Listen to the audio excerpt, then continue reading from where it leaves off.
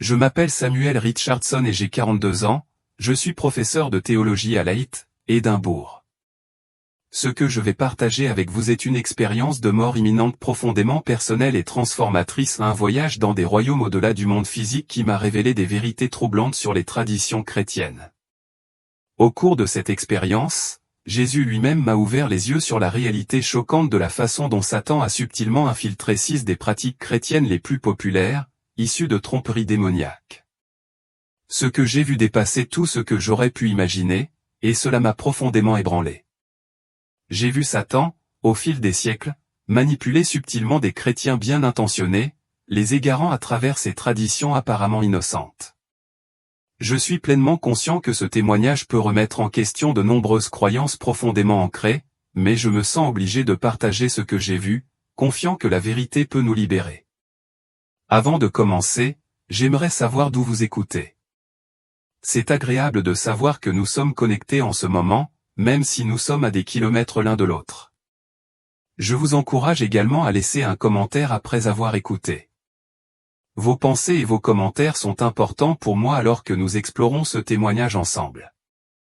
Gardons la conversation respectueuse et ouverte, car nous cherchons tous à apprendre et à grandir à partir des expériences des uns et des autres. Bonne écoute. Ce voyage a commencé le 12 octobre 2016, lors d'une course matinale de routine. En tant que professeur d'histoire de l'Église, je réfléchissais à la conférence que je donnerais plus tard dans la journée. Je ne savais pas que ma compréhension de l'histoire de l'Église, le sujet même que j'allais enseigner, serait complètement bouleversée. J'étais sur le point d'assister à quelque chose qui changerait tout ce que je pensais savoir sur le peuple de Dieu et les traditions qui nous sont chères. À 7h43, au cours du 3e kilomètre de ma course, tout a basculé. Une douleur soudaine et atroce a frappé ma poitrine, irradiant dans mon bras gauche. En tant que personne qui prenait grand soin de ma santé et n'avait aucun antécédent familial de maladie cardiaque, j'étais complètement sous le choc. Ma dernière pensée avant de perdre connaissance fut simplement « ce n'est pas possible ». Il fut plus tard confirmé que j'avais subi un arrêt cardiaque massif, une crise cardiaque si grave qu'on l'appelle souvent « faiseur de veuve ». Mais la mort physique que j'ai vécue n'était que le début de quelque chose de bien plus profond. Lorsque mon cœur s'est arrêté, j'ai ressenti une séparation indubitable de mon corps. Je n'étais plus attaché au monde physique. J'ai regardé d'en haut, voyant un jeune jogger qui était venu vers moi, pratiquer la réanimation cardio-pulmonaire et appeler à l'aide. Mais alors, quelque chose qui dépasse l'entendement s'est produit. J'ai été attiré dans un royaume de lumière, une étendue écrasante et illimitée de lumière pure et vivante.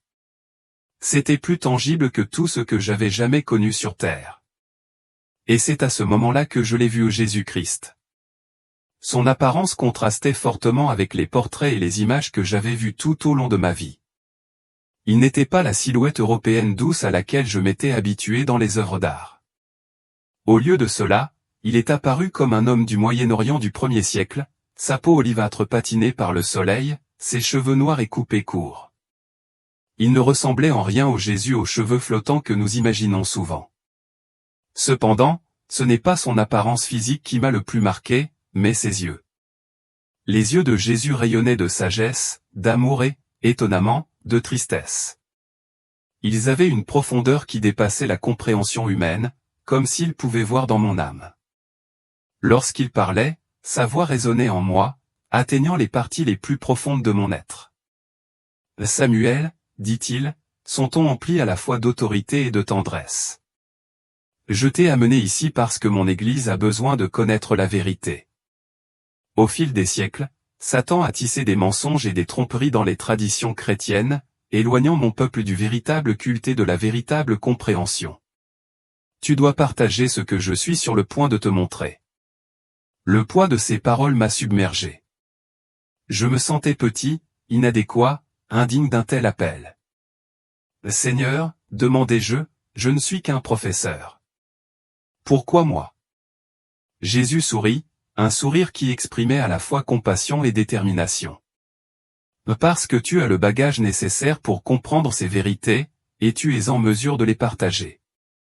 Ce que je vais te montrer remettra en question tout ce que tu as enseigné, mais souviens-toi, la vérité libérera mon peuple. Et juste comme ça, nous avons été transportés dans ce que je ne peux décrire que comme une bibliothèque céleste, un royaume intemporel où la connaissance circulait librement et où le passé, le présent et le futur convergeaient. Jésus m'a expliqué qu'il allait révéler 6 traditions chrétiennes spécifiques, des traditions qui ont été déformées par Satan pour tromper les croyants et entraver la pleine expression de l'Évangile. Ces tromperies ont provoqué la confusion et la division au sein du corps du Christ, et il était temps que la vérité soit révélée. Ce qui a suivi allait changer à jamais la façon dont je voyais la foi et mon rôle dans l'enseignement des autres. « Sois attentif », a dit Jésus, sa voix emplie du poids de la sagesse éternelle. Chaque distorsion a un but dans le plan de l'ennemi pour empêcher mon peuple de comprendre toute la vérité. La première vision qu'il m'a révélée était celle du Jardin d'Éden. Ce que j'ai vu m'a profondément secoué. Au lieu de l'image traditionnelle d'un diable cornu, j'ai vu Satan comme un être incroyablement beau et trompeur, un ange de lumière qui orchestrait un plan qui se répercuterait à travers les âges, affectant chaque génération à venir. Remarquez, dit Jésus, le regard fixe, comment l'ennemi a distrait l'humanité en focalisant son attention sur le type de fruit, créant le mythe de la pomme, plutôt que sur le véritable problème, la désobéissance et le manque de confiance. Alors que je regardais la scène se dérouler devant moi, j'ai vu Ève tendre la main vers un fruit qui ne ressemblait en rien à la pomme familière que nous associons souvent à l'histoire. Jésus m'a expliqué l'origine de ce malentendu. Le mythe de la pomme vient d'une simple confusion linguistique en latin, malum signifie mal, tandis que malus signifie pomme. Satan a exploité cette confusion pour banaliser la nature profonde du premier péché. Il s'est arrêté, permettant à l'ampleur de ses paroles de pénétrer. En se concentrant sur la pomme, Satan a détourné l'attention du véritable problème, le choix de se méfier de Dieu et de lui désobéir. J'ai ressenti le poids de ce qu'il me montrait. L'identité du fruit n'a jamais été révélée parce qu'elle n'était pas importante, a poursuivi Jésus. L'accent aurait toujours dû être mis sur le choix, sur l'acte de rébellion et sur les conséquences du doute de la parole de Dieu. En parlant, j'ai vu comment cette tradition apparemment innocente a eu des implications de grande portée.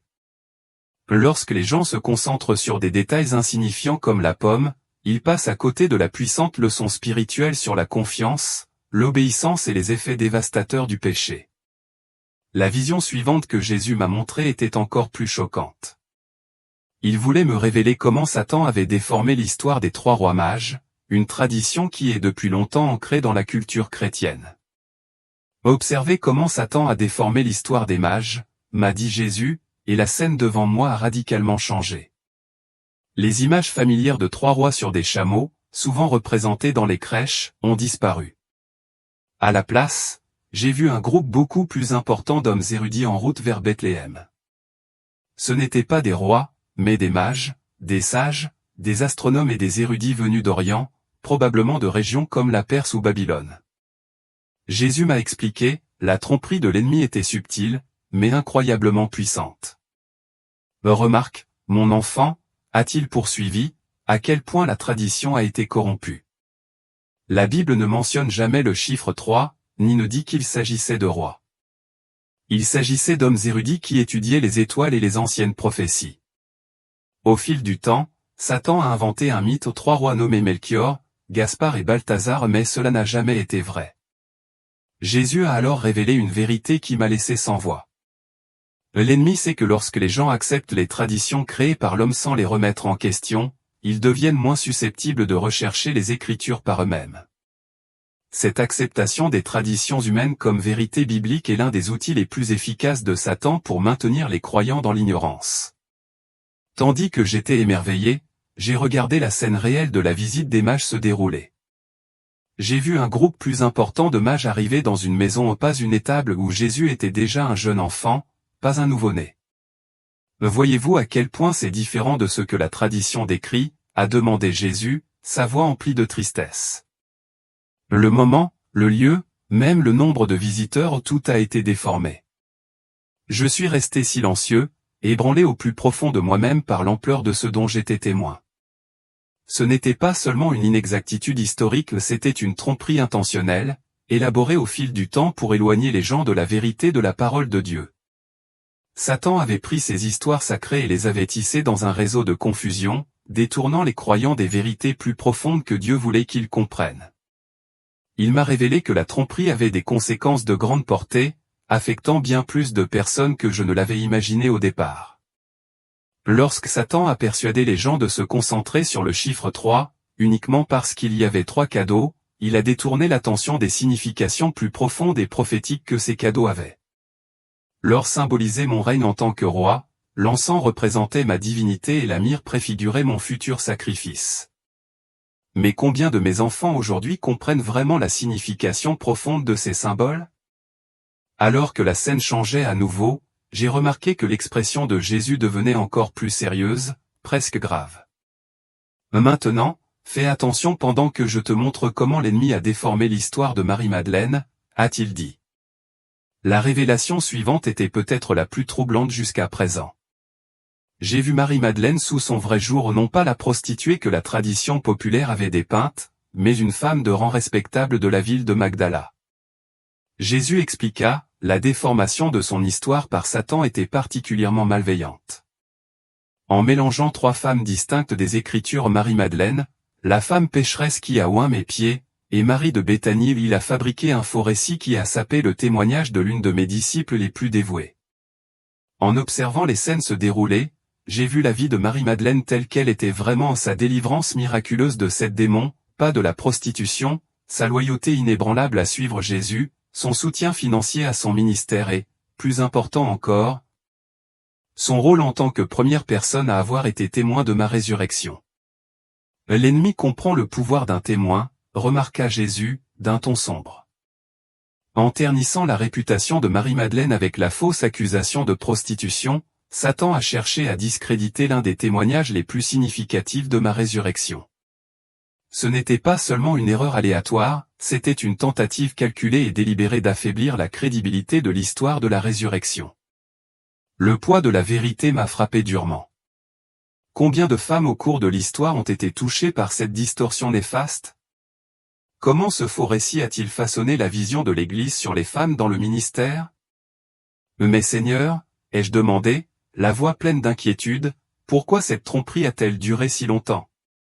La réponse de Jésus fut profonde, Satan sait qu'en déformant les histoires de mes fidèles disciples, il peut décourager les autres d'accepter pleinement leur appel. La véritable histoire de Marie-Madeleine démontre comment une transformation complète est possible grâce à la délivrance spirituelle et à une dévotion inébranlable, et pas seulement grâce à une réforme morale. L'ennemi préfère que les gens se concentrent sur un récit de péché sexuel plutôt que de reconnaître le pouvoir d'une transformation spirituelle totale. Il m'a ensuite montré des scènes du ministère authentique de Marie-Madeleine, son courage de rester à mes côtés à la croix alors que d'autres s'étaient enfuis, sa détermination à honorer mon corps avec des épices funéraires et sa joie d'être la première à assister à ma résurrection. Cette femme, a dit Jésus, que j'ai choisie pour être le premier témoin de ma résurrection, a vu son témoignage souillé par les mensonges de Satan pendant des siècles. Puis, dans une révélation qui m'a laissé sans voix, Jésus m'a montré comment la distorsion de l'histoire de Marie-Madeleine avait été délibérément perpétuée à travers l'histoire. L'ennemi avait utilisé ce faux récit pour limiter le rôle des femmes dans l'Église et propager des histoires trompeuses sur la rédemption. L'ennemi sait que lorsque les gens croient que Marie-Madeleine était une prostituée, ils passent à côté du véritable pouvoir de son histoire, que je peux délivrer n'importe qui de toute forme d'esclavage spirituel, pas seulement de l'échec moral. La scène changea à nouveau et l'expression de Jésus devint encore plus intense. Maintenant, dit-il, laisse-moi te montrer comment Satan a déformé la tradition du 25 décembre pour brouiller les lignes entre le culte païen et la véritable célébration de ma naissance. Ce qu'il m'a montré sur le véritable moment de ma naissance et sur la façon dont Satan avait manipulé la tradition du 25 décembre allait briser tout ce que je pensais savoir sur Noël. Mais avant qu'il ne puisse continuer, j'ai ressenti une sensation de tiraillement inexplicable. Votre temps est compté, dit Jésus, mais il y a encore plus de choses que je veux que vous voyiez sur la façon dont l'ennemi a déformé la compréhension de mon apparence physique et de la vraie nature des anges. Gardez à l'esprit tout ce que je vous ai montré jusqu'à présent, ces 3 premières tromperies ne sont que le début.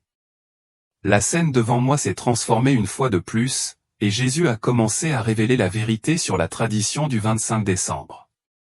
Ce que j'ai vu ensuite était tout à fait choquant.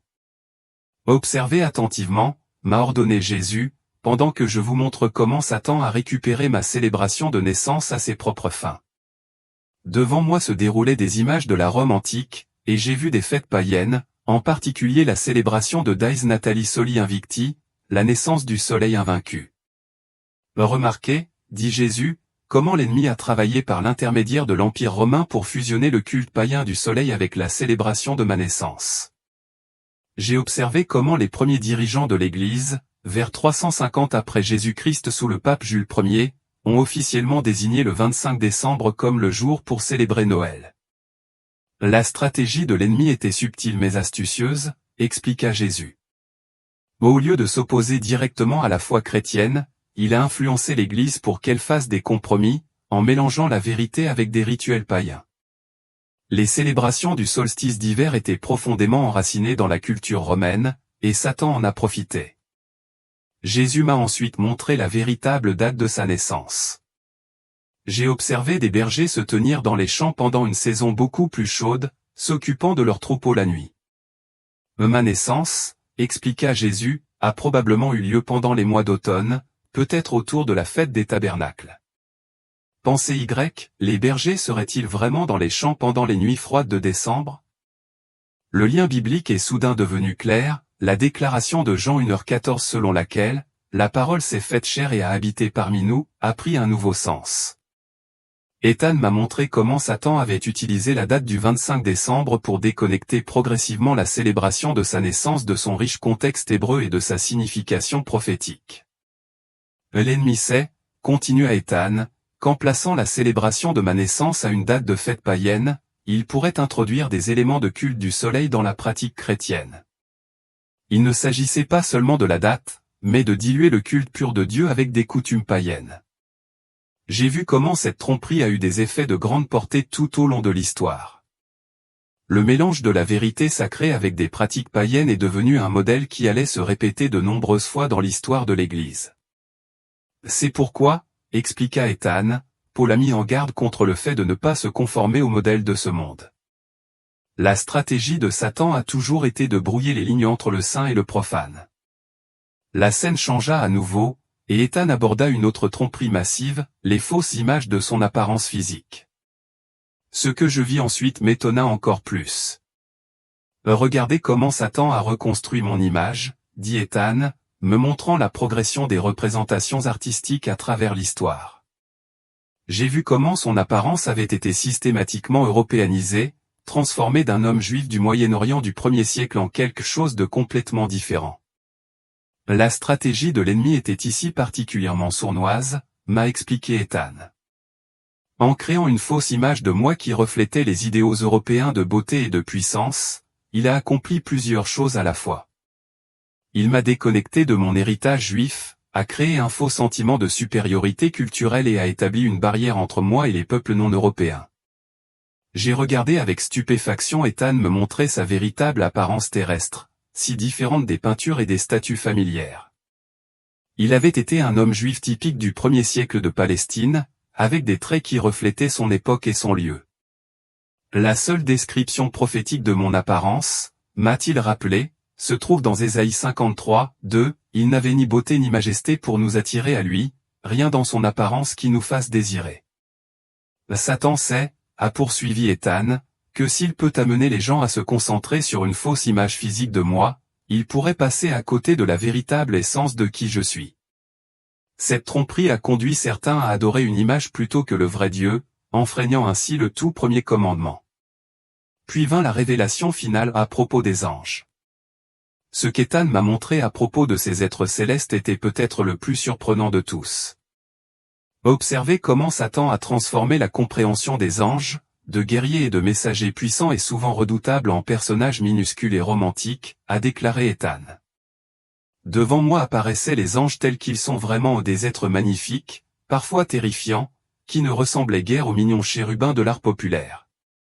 La stratégie de l'ennemi ici était de diminuer la compréhension de la guerre spirituelle, a expliqué Ethan. En transformant les anges en figures décoratives inoffensives avec des ailes et des halos, il a caché leur vraie nature d'êtres spirituels puissants engagés dans une guerre cosmique. J'ai vu les vrais chérubins et séraphins, les chérubins avec leurs deux ailes, rien à voir avec les mignons bébés anges que nous voyons souvent, et les séraphins avec leurs 6 ailes, en utilisant 2 pour couvrir leur visage, 2 pour ils avaient 2 ailes pour se couvrir les pieds et 2 pour voler. Le contraste avec les représentations populaires était saisissant.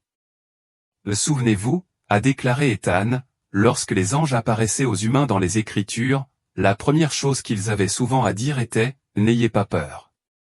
Ce n'étaient pas de mignons bébés ailés, c'étaient de puissants guerriers et messagers du Dieu Très-Haut. Satan a travaillé pour cacher cette vérité, essayant d'aveugler mon peuple à la réalité de la guerre spirituelle.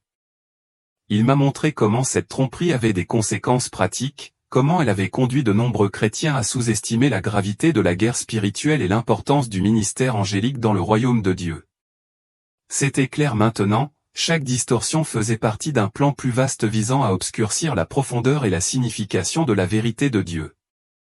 Ethan a continué à dévoiler les conséquences spirituelles de ces tromperies, me montrant leurs effets en cascade à travers les générations. Le mythe de la pomme, m'a-t-il expliqué, peut sembler être une simplification excessive et inoffensive, mais il sape subtilement la gravité du péché originel et les conséquences de la désobéissance. Il transforme un acte profond de rébellion contre Dieu en quelque chose de trivial, presque comme un conte de fées.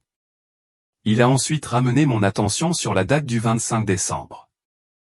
Les traditions entourant ma naissance, bien que bien intentionnées, sont souvent devenues une distraction, a-t-il dit. Il détourne l'attention de l'accomplissement profond de la prophétie et de la signification de ma venue pour habiter parmi l'humanité. Lorsque l'adoration s'en mêle avec les coutumes du monde, elle perd sa pureté et sa concentration sur la vérité. Tandis qu'il parlait, je pouvais sentir le poids de ses paroles et l'immense amour qui les sous-tendait. Il ne condamnait pas ceux qui suivaient ces traditions sans le savoir, au contraire, il révélait la stratégie de l'ennemi pour diluer la foi et égarer les gens. Ethan se tourna à nouveau vers moi, les yeux remplis de compassion. L'ennemi se nourrit de subtilité, dit-il. Il n'a pas besoin de nier catégoriquement la vérité, il a juste besoin de la déformer suffisamment pour tromper mon peuple. Mais toi, Léa, tu as vu la vérité, et avec elle vient une responsabilité. La vérité que tu partages libérera beaucoup de gens, non par ta puissance, mais par mon esprit agissant dans leur cœur. La vision changea à nouveau, et je vis l'impact de la révélation de ces tromperies. J'ai vu des croyants embrasser la vérité sans phare des Écritures, leur foi s'approfondir alors qu'ils se reconnectaient à la richesse de la parole de Dieu. Les églises récupéraient leur héritage spirituel, abandonnant des pratiques qui avaient involontairement viré au compromis. Ethan reprit la parole, sa voix remplie d'urgence. Léa, mon peuple périt par manque de connaissances. Mais maintenant, il est temps de se réveiller. Partagez ces vérités avec audace mais avec amour. Ceux qui ont des oreilles pour entendre écouteront. Souvenez-vous, l'ennemi cherche à semer la confusion et la division, mais mon esprit apportera l'unité et la clarté. Alors qu'il disait cela, j'ai vu une lumière se répandre à travers le monde, illuminant les cœurs et les esprits. Des gens de toutes les nations et de toutes les langues sortaient des ombres de la tradition et entraient dans la vérité vibrante de la parole de Dieu. Enfin, Ethan me sourit. Cette mission ne t'a pas été confiée pour condamner, mais pour guider. La vérité est une lumière qui expose les ténèbres, et les ténèbres ne peuvent pas la vaincre. Vas-y maintenant et laisse ma lumière briller à travers toi. L'instant d'après, j'étais de retour dans mon corps. Ma poitrine se soulevait tandis que je prenais une profonde inspiration, entouré de médecins et d'infirmières. James était de nouveau là, me serrant la main, les larmes aux yeux de soulagement. Cette deuxième rencontre m'a laissé avec une détermination encore plus profonde. Ethan m'avait non seulement révélé les tromperies, mais m'avait aussi montré l'espoir et la liberté que procure la connaissance de la vérité. Maintenant, ma mission était de partager ces paroles avec le monde, quel qu'en soit le prix. Et alors que je m'asseyais pour écrire, les mots coulaient comme un ruisseau, emportant avec eux la puissance des révélations que j'avais vues. Ce n'était plus seulement mon histoire, c'était un appel à tous ceux qui voulaient bien m'écouter, chercher la vérité, l'accepter et la vivre pleinement. La tradition des 3 rois mages avait créé une version féerique de ma naissance, détournant l'attention de sa signification prophétique. La fausse histoire de Marie-Madeleine avait blessé d'innombrables femmes et limité leur ministère. La tradition du 25 décembre avait ouvert la porte aux influences païennes dans le culte. L'image européenne d'Ethan avait créé des barrières culturelles à la fois. Les images mignonnes des anges avaient aveuglé les gens quant à la réalité de la guerre spirituelle. Votre obéissance à partager ces vérités, a déclaré Ethan, a commencé à briser ces barrières. Mais il reste encore du travail à faire. Il m'a ensuite montré quelque chose qui m'a fait pleurer, un pasteur âgé, que j'avais reconnu lors d'une conférence où j'avais parlé, partageant ses révélations avec sa congrégation. Pendant 50 ans, disait-il, j'ai prêché des traditions sans les remettre en question. Mais maintenant je comprends, nous devons revenir à la vérité biblique. C'est pourquoi ces révélations sont importantes, expliqua Ethan. Chaque personne libérée de ses tromperies revient à une foi plus pure, à une compréhension plus profonde et à une relation plus authentique avec moi. Puis Ethan posa sa main sur mon épaule. Tu t'es demandé à plusieurs reprises si exposer ces traditions était vraiment important. Maintenant tu vois, les tromperies de l'ennemi ont été soigneusement conçues pour créer des barrières entre mon peuple et la plénitude de la vérité. Mais une à une, ces barrières tombent. Que dois-je faire ensuite, Seigneur, demandai-je. Continue à partager ce que tu as vu, répondit-il. Certains résisteront, les tromperies de l'ennemi sont profondément enracinées. Mais beaucoup ont soif de vérité. Souvenez-vous, vous ne condamnez pas ceux qui ont suivi ces traditions, vous les aidez à trouver la liberté dans la vérité. J'ai senti la sensation familière de tiraillement commencer. Une dernière chose, a dit Ethan. Dis-leur que j'aime trop mon Église pour les laisser dans la tromperie. Ces révélations ne viennent pas pour condamner, mais pour restaurer. Le temps est venu pour mon peuple d'adorer en esprit et en vérité. Lorsque je suis retourné dans mon corps cette fois, je me suis retrouvé encore plus déterminé à partager ces vérités. Cette deuxième expérience avait confirmé tout ce qui se passait lors de ma première rencontre et m'avait montré l'importance de continuer à dénoncer ces tromperies. Les dossiers médicaux ont une fois de plus documenté ma mort clinique 3 minutes cette fois. Mais le timing était parfait, c'était exactement ce dont j'avais besoin pour voir le fruit du partage de ces révélations et recevoir la confirmation de leur importance. Pour tous ceux qui regardent ce témoignage, oui, ces traditions peuvent sembler inoffensives en surface. Mais comme Ethan me l'a montré lors de ces 2 rencontres, ces mensonges ne sont pas du tout inoffensifs.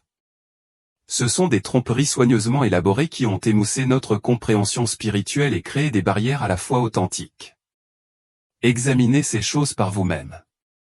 Étudiez les Écritures. Faites des recherches sur l'histoire. Mais surtout, priez pour que le Saint-Esprit vous guide dans toute la vérité. Comme Ethan me l'a dit, il aime trop son Église pour nous laisser dans la tromperie. La question est, sommes-nous prêts à accepter la vérité lorsqu'il la révèle ?